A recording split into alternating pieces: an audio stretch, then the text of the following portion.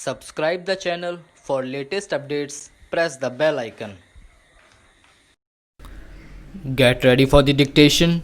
At the count of 3, 2, 1, start. I am grateful for the opportunity that has been afforded to me to meet you this afternoon.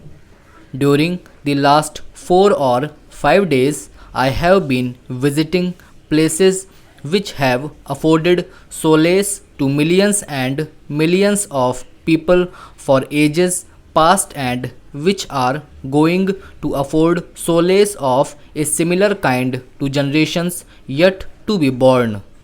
While visiting these places, I have also seen the great architecture which is a specialty of these parts, the like of which you do not see in that part of the country from which I come.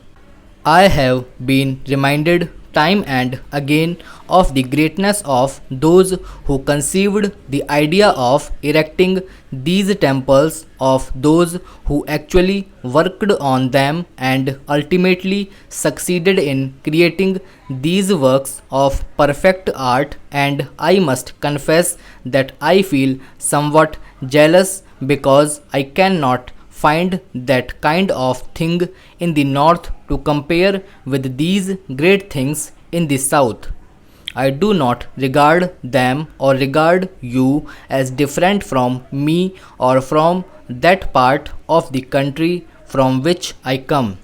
Therefore, I feel that our ancestors, our seers and sages, in their great wisdom, have bound us all together by silken ties, which time vicissitudes, foreign invasions, and political upheavals have not been able to cut asunder.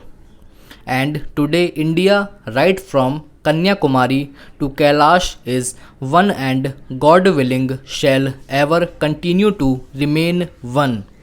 We have had differences of language, of custom, of ways of living prevalent in this country for centuries. But underlying all these differences, there has been an undercurrent of unity, nay, of full unity, which has kept India together in spite of political differences in this vast land. It has been rightly pointed out by you, Mr. Vice Chancellor, that there is a genius of reconciling different ideas which is inherent in our land, and it is that genius which has preserved this ancient land, its glory, its civilization, and its culture, which are even today, I make bold to say, not inferior to that of any other part of the world. Until, say, 2 centuries ago, our people in this country were in no way inferior to any other part of the world in any matter, be that in the sphere of arts or sciences. During the last 2 centuries or so, fallen far behind others now. With the achievements of material sciences, there is a general stampede in favor of material things. We are sometimes in a hurry to discard things which have come down to us from generations past simply because we cannot reconcile them with modern things. But I say with great respect to all friends who hold that view that the scientific spirit requires that nothing should be discarded and nothing should be accepted without examination or analysis, and I plead that there is much in our past which has to be studied and examined, the true meaning of which has to be appreciated, and when that is done, I have no doubt in my mind whatsoever that we shall never have reason to feel sorry later. I have no doubt we shall, in that event, ever be able to look to other people with a certain amount of pride. For after all, our past is not to be despised. It is something which can inspire the present and the future. Today, the world is passing through a great crisis. Technical achievements in science have reached a stage where, unless and until they are controlled and guided by moral and spiritual forces, they will destroy themselves and the world. And there it is that our great heritage can play its part. But can we do that today? I am afraid not. We have to acquire that position for ourselves by reviving something of the past, by modernizing it and adapting it to modern conditions, and also by adopting something of the modern world to equip ourselves for that great task.